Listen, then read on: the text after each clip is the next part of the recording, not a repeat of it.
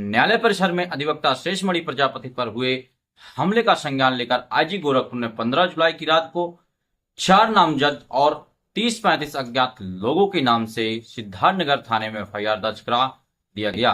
उन्होंने प्रशासन पर विश्वास जताते हुए मीडिया से बात में कहा, फिलहाल 18 दिन बाद पुलिस मुकदमा लिखकर अभियुक्तों में नामजद पशुपतिनाथ दुबे, विकास मिश्रा, पवन मिश्रा, अभिषेक शंकर त्रिपाठी के अलावा अन्य पर शिकंजा कसने की तैयारियां शुरू कर दी है।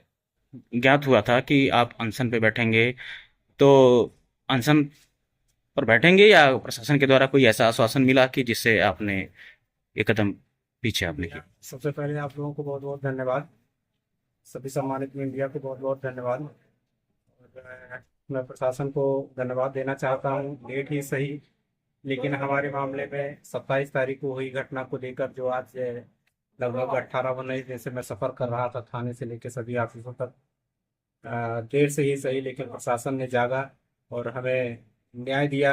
हमारा एफआईआर पंजीकृत हुआ, जिसको लेकर आज हम यहाँ आमरण अनशन करने के लिए एकत्रित हुए थे, लेकिन रात में ही एफआईआर दर्ज हो गया, जिसके कारण प्रशासन ने हमें सहयोग किया। मैं प्रशासन को सहयोग कर रहा हूँ और सभी लोगों को मैं वापस कर रहा हूँ। और मेरा ये निवेदन है कि जल्द से जल्द इनकी गिरफ्तारी हो और पूरे प्रशासन को, कप्तान साहब को, डीएम साहब को, सभी लोगों को बहुत बहुत धन्यवाद। ऐसा क्या मामला था कि जो इतना लेट जो है प्रशासन को आपका एफआईआर दर्ज करना पड़ा, जबकि अधिवक्ता एक न्याय के लिए जो है हर व्यक्ति की आवाज कोर्ट से लेकर के प्रशासन से लेकर के शासन तक उठाता है, और एक अधिवक्ता को जो है इतना लंबा सफर तय करना पड़ा न्याय के लिए? भैया अब ये तो ये है कि सोच लीजिए, आप लोग भी सोच सकते हैं कि एक अधिवक्ता के साथ अगर 18 दिन एक अधिवक्ता सफर कर रहा है जो लोगों को न्याय दिलाता हो, तो कहीं ना कहीं हमारे जिले के किसी बड़े नेता का हाथ है। कुछ राजनीतिक लोग इन्वॉल्व हैं जो एफआईआर दर्ज नहीं करना चाहते थे, दर्ज नहीं होने देना चाहते थे। कुछ एक जात विशेष के लोग थे जो हमारे ऊपर 27 तारीख को मिलकर मेरे ऊपर निर्मम तरीके से मेरी हत्या करने का प्रयास किए, जिसको लेकर मैं 4 बार कप्तान साहब से मिला, डीएम साहब से मिला, कोई मिलने को तैयार नहीं हुआ। 2 बार एसपी साहब ने किसी तरह मिला तो अपनी मजबूरी लोग बताए कि भाई थोड़ा सा दबाव आ रहा है, बार का दबाव, खुला का दबाव आ रहा है। उन्होंने कहा ठीक है सर, तो फिर हत्या करा दीजिए आप। तो इस तरह से लेके, लेकिन प्रशासन जब कल अंतिम में थक हार के अमरण अनशन पे बैठने के लिए, तो प्रशासन के क्या मन में आया, क्या वो जागा, रात में एफआईआर बन गई।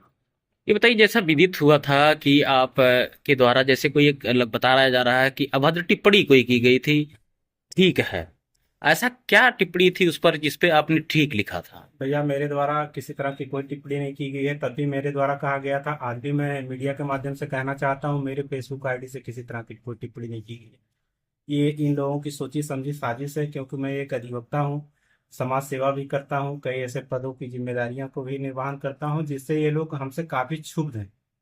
मैं हर वर्ग के लोगों को न्याय दिलाने का प्रयास करता हूँ, हर वर्ग के लोगों के सुख दुख में मैं साथ खड़ा रहता हूँ। ये कहीं ना कहीं इन लोगों को नागवार लगता है, जिसको लेके इन लोगों ने इसको इंटेंशन बनाया और मेरे ऊपर जानलेवा हमला किया। क्या आप अपने आप को अभी भी सुरक्षित मान रहे हैं या अभी भी मैं अपने आप को सुरक्षित हूँ, क्योंकि बराबर इन लोगों के द्वारा धमकियां दी जा रही यानी असुरक्षित महसूस कर रहे हैं? तो इस पे क्या आप कप्तान साहब से क्या कहना हैं। चाहेंगे? कप्तान साहब से, डीएम साहब से अनुरोध करता हूँ, हमारी सुरक्षा व्यवस्था कराई जाए, पूरे परिवार की सुरक्षा व्यवस्था कराई जाए। हमारे साथ कभी भी कोई भी अप्रिय घटना घटित हो सकती है, क्योंकि मुझे तमाम कार्यों से न्यायालय आना पड़ता है। 27 तारीख से मैं जिन डर से मैं अपने घर में कैद होकर रह गया और न्यायालय तक नहीं आ पाया। क्या पुनः आप अधिवक्ता का काम आप न्यायालय परिसर में करेंगे या अगर प्रशासन सहयोग करेगा तो मैं न्यायालय आऊंगा।